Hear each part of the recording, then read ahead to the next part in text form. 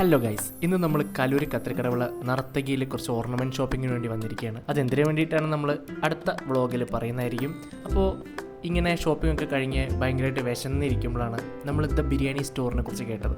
അങ്ങനെ നല്ലൊരു ബിരിയാണി അടിക്കാമല്ലോ എന്ന് വിചാരിച്ച് നമ്മൾ ദ ബിരിയാണി സ്റ്റോറിലേക്ക് വെച്ച് പിടിച്ചിരിക്കുകയാണ്. യൂട്യൂബ് ചാനലുകളിലെ യാതൊരു പെയ്ഡ് പ്രൊമോഷൻസും ഫുഡിൻ്റെ കാര്യത്തിൽ ഞാൻ കാണാറില്ല. വെറും ഗൂഗിൾ മാപ്സ് റിവ്യൂസ് വെച്ച് മാത്രമാണ് ഞാൻ റെസ്റ്റോറൻറ്റ്സ് ചൂസ് ചെയ്യാറുള്ളത്. അതെപ്പോഴും നല്ലൊരു രീതിയിലാണ് അത് അവസാനിക്കാറും. അങ്ങനെ നമ്മൾ ബിരിയാണിക്കുള്ള വെയിറ്റിങ്ങിലാണ്. നല്ല കിടിലൻ ആംബിയൻസ് ആണ്, അതുപോലെ തന്നെ ക്ലീൻ ആൻഡ് നീറ്റാണ് ഇവിടുത്തെ ഈ ഒരു ഷോപ്പ് എന്ന് വെച്ച് കഴിഞ്ഞാൽ. ഇതാണ് അവരുടെ കിച്ചൺ, കാണുന്ന പോലെ തന്നെ ഭയങ്കര വൃത്തിയാണ്. അങ്ങനെ നമ്മൾ ബിരിയാണിക്ക് വെയിറ്റ് ചെയ്തു. ഒരു ഹാഫ് ചിക്കൻ ബിരിയാണിയും ഒരു ഫുൾ ചിക്കൻ ബിരിയാണിയാണ് നമ്മൾ പറഞ്ഞത്. ഫുൾ ചിക്കൻ ബിരിയാണിയും ഹാഫ് അത്യാവശ്യം നല്ല ക്വാണ്ടിറ്റി ഉണ്ടായിരുന്നു. ഫുൾ ചിക്കൻ ബിരിയാണിയുടെ കൂടെ നമുക്കൊരു എഗ്ഗും കൂടെ അവർ തരുന്നുണ്ട്.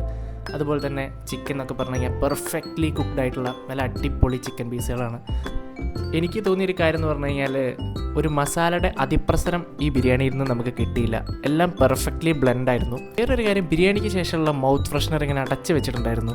അത് വീണ്ടും അവർ മൈന്യൂട്ട് കാര്യങ്ങൾ വരെ വളരെ നീറ്റ് ആൻഡ് ക്ലീൻ ആയിട്ടാണ് കാര്യങ്ങൾ ടേക്ക് കെയർ ചെയ്യുന്നത് നമുക്ക് മനസ്സിലായി. So please go ahead and check the place out. Bye for now.